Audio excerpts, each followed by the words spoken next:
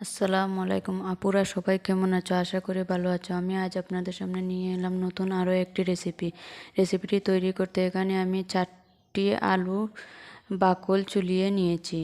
বাকলটাকে আমি ফেলে দিয়ে এটাকে আমি ভালো করে ধুয়ে নিয়েছি। আলুটাকে আমি এই হ্যান্ড ব্লেন্ডারের সাহায্যে আলুটাকে এভাবে পাতলা পাতলা করে কেটে নেব। আপনাদের কাছে এই হ্যান্ড ব্লেন্ডার না থাকলে আপনারা বটি দিয়েও এটাকে খুব পাতলা পাতলা করে কেটে নিতে পারবেন। এটা কিন্তু খুব পাতলা পাতলা হতে হবে। আমি এটা ছোটো দানা দিয়ে ব্লেন্ডার করে আপনাদেরকে দেখিয়েছি। এখন আমি বড় দানা দিয়ে ব্লেন্ডার করে আপনাদেরকে দেখাচ্ছি। দেখুন, এটা কিছুটা বড় হয়ে যায়। আপনারা যে কোনোটার সাহায্যে এটাকে ব্লেন্ড করে নিতে পারবেন। ছোটো দানার সাহায্যে চাইলে ছোটো দানার সাহায্যে, বড়োটার সাহায্যে চাইলে বড়োটার সাহায্যে, যে কোনো একটার সাহায্যে আলুগুলাকে ব্লেন্ড করে নিলে হবে। আপনারা বটি বা ছুরি দিয়ে কেটে নিতে পারবেন। এটা খুব ছোটো ছোটো করে কেটে নিতে হবে। এভাবে আলুটাকে ব্লেন্ড করে কেটে নিয়ে এটাকে ভালো করে ধুয়ে নেবেন। আমি সবগুলো আলুকে ব্লেন্ড করে এটাকে ভালো করে ধুয়ে পানি ঝরিয়ে রেখে দিয়েছি এক সাইডে। এখানে আমি নিয়েছি একটি পেঁয়াজটাকে আমি ছুলিয়ে ধুয়ে এটাকে কুচি কুচি করে ছুরির সাহায্যে কেটে নিচ্ছি। এটাকে এভাবে ছুরির সাহায্যে কেটে নেবেন। এখানে আমি নিয়েছি কাঁচামরিচ। এখানে আমি 5 থেকে 6টি কাঁচামরিচ নিয়েছি। কাঁচামরিচটাকে ধুয়ে এভাবে ছুরির সাহায্যে কুচি কুচি করে একটি পাত্রে রেখে দিচ্ছি। কাঁচামরিচ, পেঁয়াজ কাটা হয়ে গেছে। এখন আমি এখানে ধনেপাতা নিয়েছি। ধনেপাতাও আমি ধুয়ে নিয়েছি। ধুয়ে এটাকে ছুরির সাহায্যে কুচি কুচি করে কেটে নিচ্ছি। এভাবে আপনারা এটাকে কুচি কুচি করে কেটে নেবেন। আমার ধনেপাতা কাটা হয়ে গেছে। এবার আমি ধনেপাতাগুলোকে একটি পাত্রে তুলে রেখে দেব। এখন আমি নিয়ে নিলাম আরও একটি পাত্রে আমি একটি ডিম ভেঙে নিয়ে নিচ্ছি। এখানে আমার 3টি ডিম লাগবে, তাই আমি 3টি ডিম এভাবে ফাটিয়ে ভেঙে নিয়ে নিলাম। এভাবে আপনারা 3টি ডিম এখানে ভেঙে নিয়ে একটি হ্যান্ড ব্লেন্ডারের সাহায্যে এটাকে এভাবে অনবরত লাড়তে লাড়তে এটাকে সব ডিম একসাথে মিশ্রিত করে গালিয়ে নেবেন। দেখুন, এভাবে যাতে ডিম মিশ্রিত হয়ে যায়, যখন ডিম মিশ্রিত হয়ে যাবে তারপর এখানে দিয়ে দেবেন ধনেপাতা কুচি, কাঁচামরিচ কুচি এবং পেঁয়াজ কুচি দিয়ে আবার এটাকে লাড়তে থাকবেন। এখন আবার এখানে আমি দিয়ে দিলাম অল্প পরিমাণে লবণ।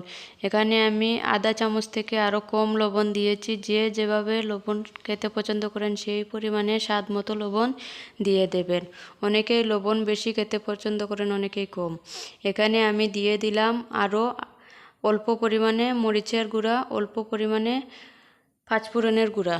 আপনারা এখানে মরিচের গুঁড়া দিবেন এবং পাঁচফোড়ন হাতের কাছে না থাকলে আপনারা চাট মশলাও এখানে ব্যবহার করতে পারবেন। চাট মশলাটা দিলে খেতে ভালো লাগবে, বা পাঁচফোড়নও আপনারা দিয়ে এটা তৈরি করতে পারবেন। এখানে আমি আলুটাকে ব্লেন্ড করে ধুয়ে পানি ঝরিয়ে নিয়েছিলাম। এখন আমি এখানে আলুটা দিয়ে দিলাম। আলুটা দিয়ে এভাবে সবগুলোর সাথে লাড়তে থাকবো এবং মিশ্রিত করে নেব।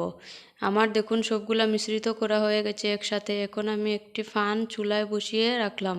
ফানটাকে গরম করে আমি এখানে 2 থেকে 3 চামচ পরিমাণ তেল দিয়ে দিলাম। তেলটা দিয়ে গরম হয়ে আসলে এখানে আমি যে আলুর পুরটা তৈরি করেছিলাম সেটা আমি অল্প অল্প করে দিয়ে এভাবে চারপাশে একটি চামচের সাহায্যে বিছিয়ে দেব। বিছিয়ে দিয়ে এখানে আমি চিজ বসিয়ে দিয়ে দেব। এখানে আমি 3 প্যাকেট চিজ দিয়ে দিলাম। আপনারা যে কোনো চিজ এখানে ব্যবহার করতে পারবেন। তারপরে যে আলুর পুরটা রয়েছে সেটা আমি আবার চিজের উপরে দিয়ে বিছিয়ে এটাকে কিছুক্ষণের জন্য ঢেকে রেখে দেব। এটাকে 15 মিনিট বা 10 মিনিটের জন্য অল্প আঁচে ঢেকে রেখে দেবেন। দেখবেন চুলার আঁচটা যাতে খুব কম হয়। এখন আমি এটাকে উল্টিয়ে নিলাম। আপনারা এভাবে উল্টিয়ে এটাকে আবার ঢেকে দেবেন। আমি এটাকে উল্টিয়ে নিয়েছি, আপনাদেরকে দেখাইনি। আপনারা এটাকে উল্টিয়ে এটাকে ঢেকে আরও কিছুক্ষণ রেখে দেবেন। যখন এটা সিদ্ধ হয়ে আসবে তখন এটার উপরে কিছু ধনেপাতা কুচি এভাবে ছড়িয়ে দিবেন। তাহলে দেখবেন এটা খেতে খুব ভালো লাগে, দেখতে খুব সুন্দর লাগে। আমার এটা তৈরি হয়ে গেল নাস্তাটি। এটা আপনাদেরকে আমি খেটে দেখাচ্ছি। দেখুন, এটা খেটে এটার ভিতরটা খুব সুন্দর হয়। এটা খেতে কিন্তু খুব ভালো লাগে। আপনারাও অবশ্যই এটা বাসায় তৈরি করে খাবেন এবং এটা খুব পুষ্টিকর হয়। দেখুন, এটার ভিতরটা কিন্তু খুব সুন্দর হয়েছে। যারা আমার চ্যানেলে নতুন তারা আমার চ্যানেলটিকে সাবস্ক্রাইব করুন, পাশে থাকা বেল আইকনটি ক্লিক করুন, শেয়ার করুন নতুন নতুন ভিডিও আপডেট পেতে। এটা আপনারা অবশ্যই বাচ্চাদেরকে তৈরি করে দেবেন এবং নিজেরা তৈরি করে খাবেন। এটা খেতে খুব সুস্বাদু এবং পুষ্টিকর হয়।